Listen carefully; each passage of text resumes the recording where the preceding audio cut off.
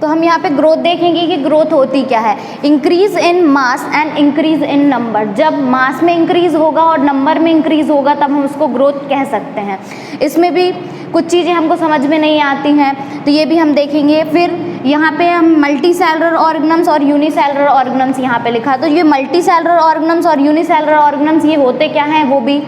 तो जो एक सेल से बना हुआ है वो यूनिसेलुलर होगा और ये 2 या मोर देन 2 सेल से बना हुआ चीज़ें हमारी मल्टी सेलुलर ऑर्गेनम्स होंगी। जैसे ये जो एग है, एग क्या होता है, यूनिसेलुलर होता है। मल्टी सेलुलर में एग्जाम्पल क्या आएगा, ह्यूमन बींग्स। जो हम ह्यूमन बींग्स हैं वो काय में आते हैं, मल्टी सेलुलर्स में आते हैं। तो ये ह्यूमन बींग्स और ये जो सेल है वो एक एग्जाम्पल है इसका, ये है यूनिसेलुलर का मतलब ये सिंगल सेल से बना हुआ है, और ये जो ह्यूमन बींग है ये मल्टी सेलुलर मतलब ये बहुत सारे सेल से बने हुए हैं। तो सेल 2 टाइप के होते हैं, यूनिसेलुलर और मल्टी सेलुलर। साइज के हिसाब से कह सकते हैं हम, जो एक सेल से बना है वो सिंगल सेल से यूनिसेलुलर, और जो बहुत सारे सेल से बना है, मल्टी मतलब ही मैनी होता है, तो मैनी सेल से बना हुआ मल्टी सेलुलर ऑर्गेनम्स होगा जिसको हम ह्यूमन बींग कह सकते हैं। और जो हमारी ग्रोथ है वो कैसे होती है, इंटरनल ग्रोथ और एक्सटर्नल ग्रोथ। मैंने अभी आपको बताया कि इंटरनल ग्रोथ और एक्सटर्नल ग्रोथ होती है। तो इंटरनल ग्रोथ क्या होती है वो भी देखते हैं। इंटरनल ग्रोथ, ये इंटरनल ग्रोथ, ये एक्सटर्नल ग्रोथ। इंटरनल ग्रोथ मतलब जो हमारे बॉडी के अंदर हो रही है, और एक्सटर्नल ग्रोथ मतलब जो बाहर के बॉडी के बाहर होती है। इंटरनल ग्रोथ में क्या कह सकते हैं, जैसे हमारी बॉडी डेवलप करती है ना, बॉडी डेवलप्स करती है, तो ये काय में आ जाती है, हमारी इंटरनल ग्रोथ में आ जाती है। एक्सटर्नल ग्रोथ का एग्जाम्पल क्या हो सकता है, माउंटेन हो जाते हैं इसके एग्जाम्पल में। ये जो एक्सटर्नल ग्रोथ है मतलब ये बाहर से हो रहे हैं। तो ग्रोथ क्या होती है, increase in mass and increase in number. Growth जो 2 टाइप की कह सकते हैं हम, इंटरनल ग्रोथ और एक्सटर्नल ग्रोथ। ये बॉडी के अंदर होगी, ये हमारे बॉडी के। अभी हमने ग्रोथ के बारे में देखा, अब हम रिप्रोडक्शन के बारे में देखेंगे। ये हम देख क्या रहे हैं, जो 5 पॉइंट्स है लिविंग ऑर्गेनम्स को क्लासीफाई करने की, वो पॉइंट्स है ना। अभी हमने ग्रोथ देखा, अब हम रिप्रोडक्शन देखेंगे। तो रिप्रोडक्शन होता क्या है, reproduction is the biological process of producing offspring that are similar to the parents. एक ऐसी बायोलॉजिकल प्रोसेस है जिसके थ्रू हम अपने ऑफस्प्रिंग को प्रोड्यूस करते हैं जो कि सिमिलर होती हैं अपने पेरेंट्स से। तो ये हम नोट भी कर सकते हैं, क्या होता है reproduction. Reproduction is the biological process, reproduction is the biological process. क्या है, एक बायोलॉजिकल प्रोसेस है। इसको हम बायोलॉजिकल क्यों कहेंगे, क्योंकि हम इस यहाँ पर बायो पढ़ रहे हैं। Is the biological process of producing offspring, of PRODUCING, producing. Produce मतलब होता है कोई चीज़ को बनाना, प्रोड्यूसिंग ऑफस्प्रिंग। ऑफस्प्रिंग क्या है, हमारी नेक्स्ट जनरेशन है। Offspring that are similar, similar मतलब होता है same, that are similar to the parents. जो पेरेंट्स के सिमिलर हो वो होती है रिप्रोडक्शन में। मतलब रिप्रोडक्शन एक ऐसी प्रोसेस है जिसके थ्रू हम हमारे ऑफस्प्रिंग को प्रोड्यूस करते हैं जो कि सिमिलर रहती है अपने पेरेंट्स से। जैसे कि अब हम कह सकते हैं, जैसे अब हम जैसे लुक बाय लुक जैसे दिखते हैं वैसे कैसे दिखते हैं, हमारे पेरेंट्स जैसे रहेंगे।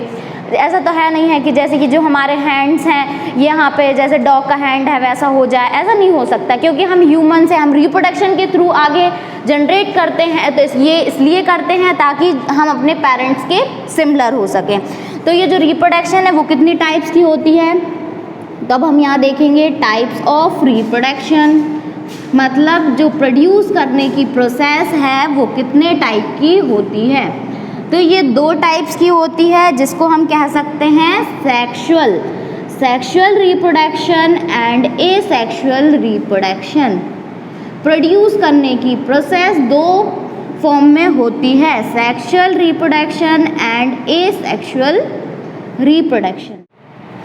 तो यहाँ पे हम टाइप ऑफ रिप्रोडक्शन देखेंगे। तो रिप्रोडक्शन तो आपको क्लियर हो गया होगा कि रिप्रोडक्शन क्या होता है। एक ऐसी प्रोसेस जिसमें हम ऑफस्प्रिंग प्रोड्यूस करते हैं जो सिमिलर रहते हैं एज पेरेंट्स से, उसको हम बोलते हैं रिप्रोडक्शन। तो टाइप ऑफ रिप्रोडक्शन में एसेक्सुअल रिप्रोडक्शन है और sexual reproduction.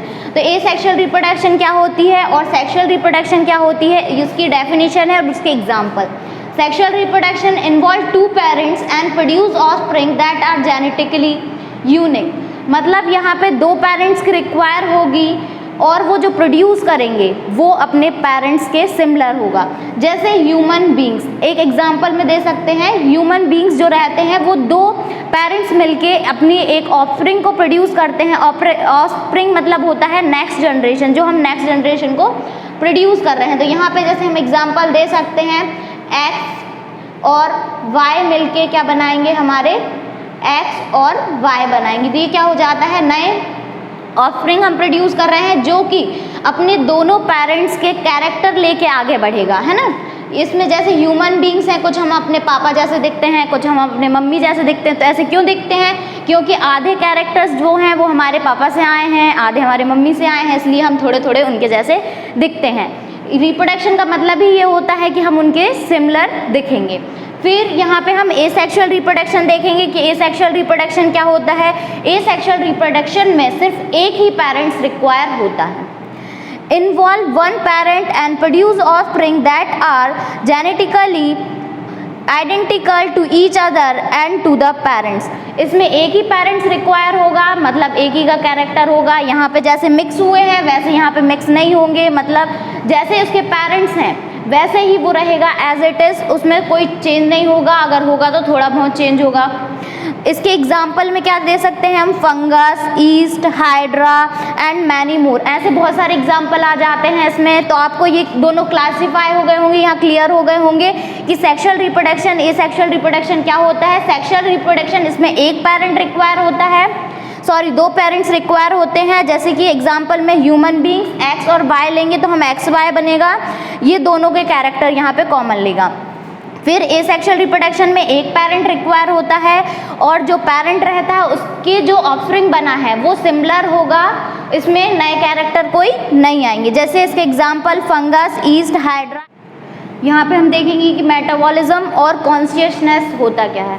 Metabolism sum total of all the chemical reaction occurring in our body.